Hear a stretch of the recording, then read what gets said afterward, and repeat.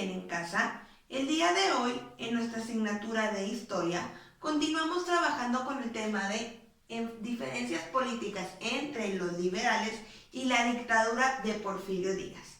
La clase anterior estuvimos hablando los periodos en el que Porfirio Díaz se postuló como presidente, recordemos, ¿sí? ¿Y cuáles fueron esos contrincantes que se presentaban para asumir el poder contra Díaz?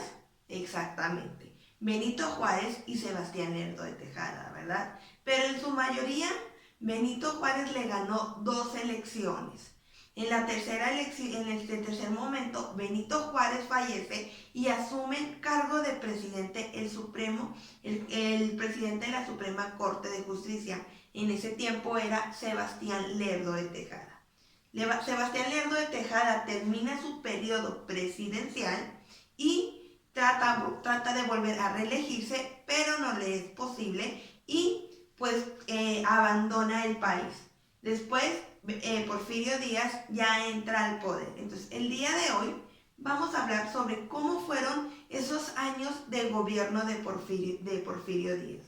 ¿Qué fue lo que logró? ¿Qué fue lo que pasó con México cuando Porfirio Díaz entra al poder? Hay que poner muchísima atención, ¿sí? Porfirio Díaz fue elegido presidente y asumió el cargo en 1877, ¿sí? En primer momento, Porfirio Díaz fue elegido presidente y asumió el cargo en 1877. Los primeros años fueron de ajuste y búsqueda de la paz. Consiguió aliarse con más grupos y fortalecer su poder. Este fue el primer momento en el que Porfirio Díaz entra al poder. El primer periodo presidencial de Díaz duró hasta 1880, es decir, que el primer periodo empezó en 1877 e inició en 1880. Durante su gobierno continuó la reorganización del país. Se construyeron vías férreas, se creó el Banco de México y se reabrió el colegio militar. Eso fue lo que logró Porfirio Díaz en el primer periodo de presidente, de 1877 a 1888. En 1844, el general Díaz volvió a ocupar la presidencia.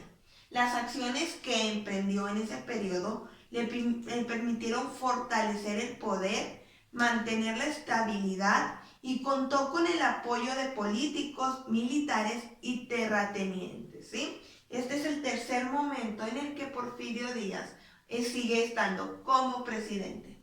En los siguientes años, Díaz se reeligió 5 veces consecutivas y su gobierno se convirtió en una dictadura, ¿verdad? Imagínense, inició en 1877 y en 1844 vuelve a ocupar la presidencia y de ahí se volvió a reelegir 5 años seguidas, 5 veces seguidas, ¿verdad? Y se dice que su gobierno a partir de ese momento se convirtió en una dictadura, ¿sí?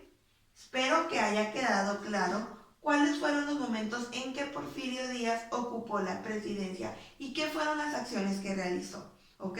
Recordemos, en 1877 Porfirio Díaz es elegido presidente y asume el cargo. Durante sus primeros años fueron de ajustes y búsqueda de la paz, consiguió aliarse con más grupos y fortaleció su poder.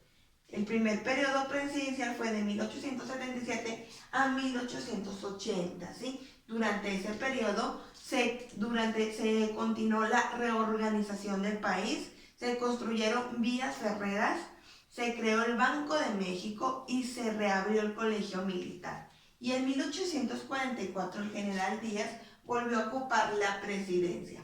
Las acciones que emprendió le permitieron fortalecer ese poder y mantener la estabilidad. Para esto, él contó con el apoyo de militares, terratenientes y políticos. Los siguientes años se reeligió 5 veces consecutivas y se dice que su gobierno se convirtió en una dictadura. La clase que entra, vamos a hablar por qué se dice que su gobierno se convirtió en una dictadura.